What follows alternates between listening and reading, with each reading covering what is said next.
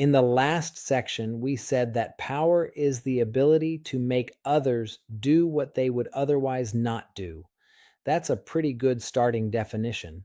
But the more closely you look at it, the more you realize it's incomplete. Because power operates in ways that are sometimes obvious and sometimes almost invisible.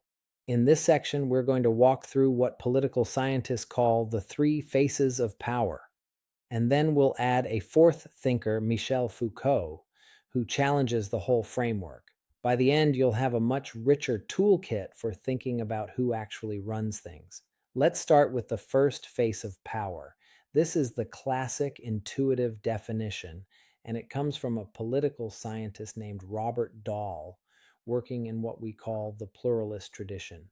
Dahl said power is the ability of actor A to get actor B to do something B would not otherwise have done. Notice what's good about this. It's observable, it's measurable. You can study it by looking at actual decisions, who wanted what, who got what, who lost what. If you want to know who has power in a city, you watch the city council, see who pushes which proposal, see who wins.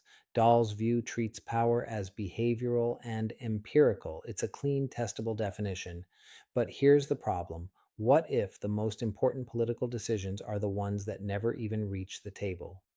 That's the insight behind the second face of power, developed by two scholars named Peter Bachrach and Morton Baratz. They pointed out that power also operates through what they called non decision making, the ability to set the agenda and keep certain issues from ever being raised, debated, or voted on. Think about that. If a corporation has enough influence to make sure that a particular regulation never even gets introduced as a bill, the public never knows there was a decision to be made. No vote happens. Dahl's framework can't see this because Dahl is watching the visible decisions. Bachrach and Baratz are saying, look at what's missing from the agenda. That's where some of the real power lives. And then there's the third face of power developed by the British scholar Stephen Lukes. Lukes argued that the deepest, most effective form of power isn't getting people to do what they don't want, and it isn't keeping issues off the table. It's shaping what people want in the first place. It's the power to make people not even recognize that their own interests are being subordinated. This connects to an idea from the Italian Marxist Antonio Gramsci called hegemony, the way a dominant group can get its worldview accepted as just common sense so that ordinary people defend a system that doesn't actually serve them. This power doesn't operate through coercion, it operates through culture, through media, through education, through social norms. You absorb it, you internalize it. You start to think it was always your idea. Now, Michel Foucault, a French philosopher, comes along and says actually all of these frameworks still assume power is something somebody has and uses on someone else. Foucault flips this. He argues that power isn't really possessed at all. It's exercised through social practices and institutions, and it doesn't just shape behavior, it shapes what kind of subject you are in the first place. Foucault studied prisons, he studied hospitals, he studied schools. And he showed how these institutions don't just discipline us, they produce categories like normal and deviant, sane and insane, healthy and sick. The power to define what counts as normal is one of the most profound forms of political power there is. And once you absorb Foucault's perspective, you start noticing it everywhere in psychiatric diagnoses, in school curricula, in what counts as expert knowledge. Now, I know this is getting abstract, so let me bring it home. These theoretical frameworks aren't just academic puzzles. They help us understand how power actually functions in modern democracies, places where we have formal elections and yet enormous inequalities of influence persist, where media conglomerates shape what we even know is up for debate, where ideological battles happen over the meaning of words like freedom and equality. And here's the 2026 update, the development that's reshaping all of this in real time. Digital platforms. When Dahl wrote in the 1950s and 60s, no one imagined that a handful of companies in California would one day control the algorithmic infrastructure through which most political conversation happens.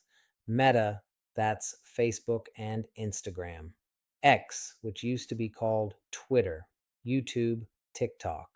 These platforms now exercise enormous agenda setting power, a textbook example of Bachrach and Baratz's second face.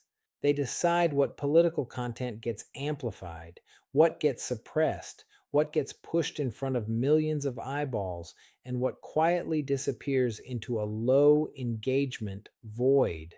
The Facebook papers leaked in 2021 and the congressional hearings that followed made it crystal clear.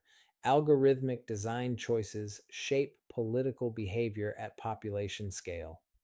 In 2024, Elon Musk's acquisition of X and his subsequent political endorsements raised a deeper question about what it means when a single individual can own one of the public square's most important communication platforms.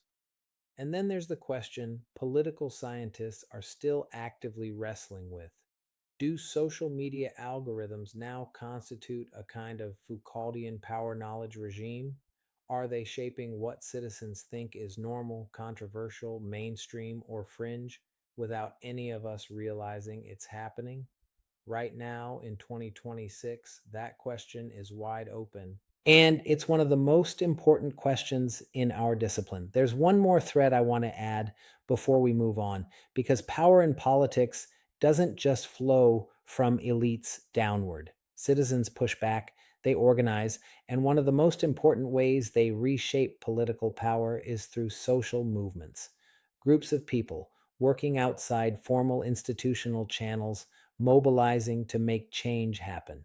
The classic analysis here comes from Sidney Tarrow and Charles Tilley, who identified three key ingredients: collective action, sustained campaigns, and public performances of what they called UNC: worthiness, unity, numbers, and commitment.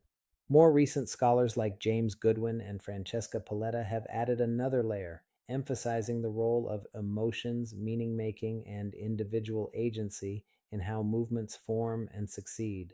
We'll return to social movements throughout this course because from civil rights to the Tea Party to Black Lives Matter to climate activism, they've shaped American political life in ways that no single election ever could.